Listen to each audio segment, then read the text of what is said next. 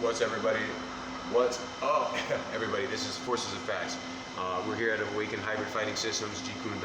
This is Sept Walsh, aka the V, and we're going to talk a little bit today about your first entry points and your blends in from Wing Chun, Kali, Muay Thai, and Western boxing to get your first four grounding steps into your hand play or your hands, where we can start getting into the blend of all the other kind of styles of martial arts and mixed martial arts in their ways of being.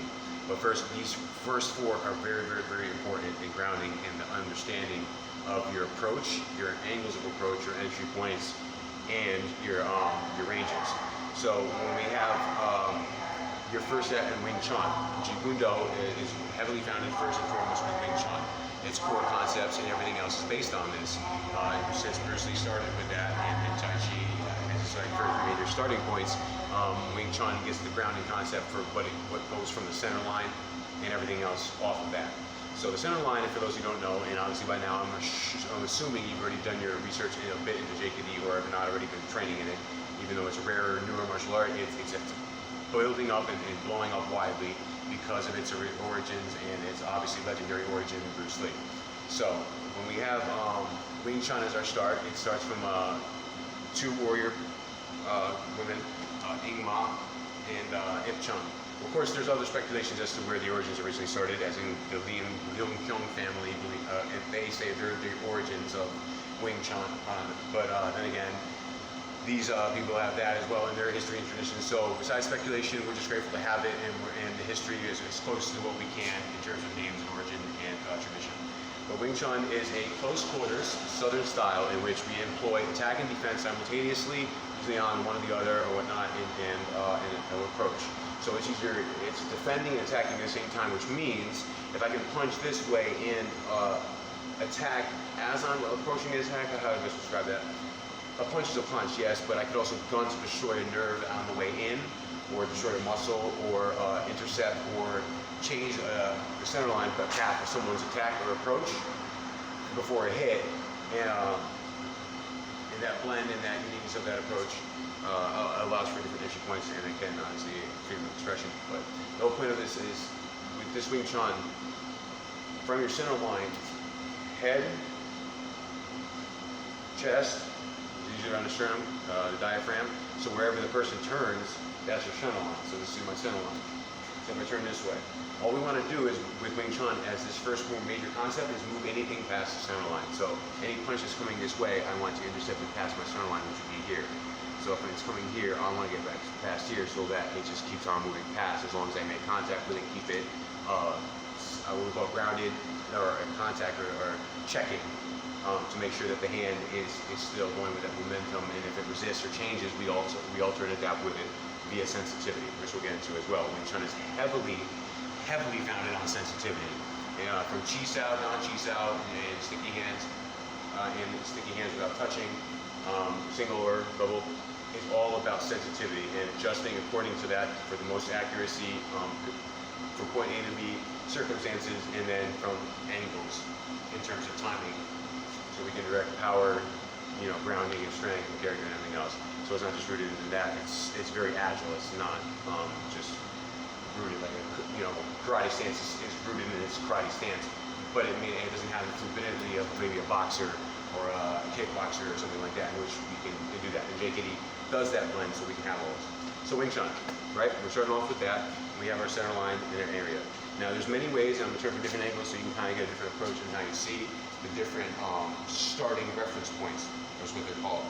So when we're referencing point here, it's like hand against hand, the reference point. You know what I'm saying? Like, there's of course from here. This would be a reference point here. You can see from there, right? It could be either or. So left or right on either side of these reference points. There's this way, right?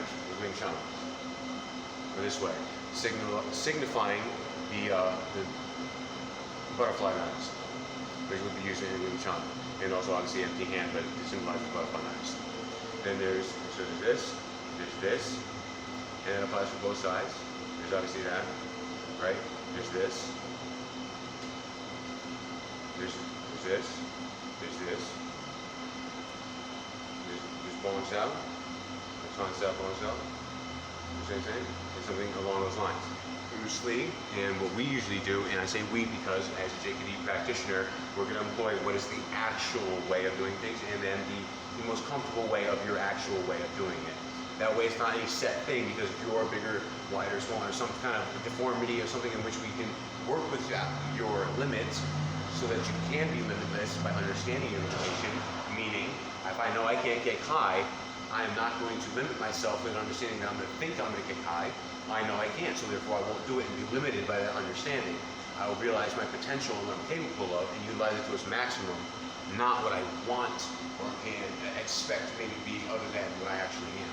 That honesty and that realism is going to protect you and actually give you the grounds to stand for what you're standing for, and not elude yourself or lie to yourself. I'm not going to think I'm going to hip toss some dude who's got 60 pounds on me and I'm drinking and chilling or whatever. I got to be real. I have to be real. Otherwise, reality is going to be checking me out pretty quick. Anyways, so we go back to Wing Chun. We were just talking about the different starting points and the reference points, and that's what we would originally start with, hand to hand. With that. Now, in a real fight, yes, that wouldn't actually happen. No one's going to come up like, you know, oh, in front of my family, we're going to put hand to hand and then touch and then work off the sensitivity from that. It's not going to happen. But we will meet in accordance to that where we're at least in a sensing range of where that reference point would be.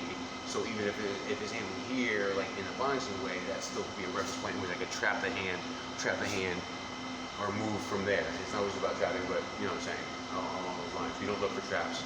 We take them when they're there, but we don't look for them. Anywho, so reference point we're talking there, our first entry point is going to be from the outside. So when the punch is coming this way, directly from here, whether it be this way, visualizing my right hand going this way, and my hand on the left side would be intercepting it and moving it past the center line. So that would go past. So therefore, just coming here, I would intercept, I would taunt out, and bridge it underneath, like wedging, like this, to wedge. And that way this hand replaces this hand with contact, where this punch is coming from. When you're making contact here, this hand comes up to wedge and hold that hand that was right here. Pass it, we're going to box out right here and bridge it so we can then trap it right here at the elbow and trap it in the arm and straight blast or jump short from there. That's the first Hubud, one side of the drill. And we're going to complete that in this first class. But it's that way, 1, 2, 3, 4. And a motion realistically could be one like that. It could be a jab to a lops out, boom, to there.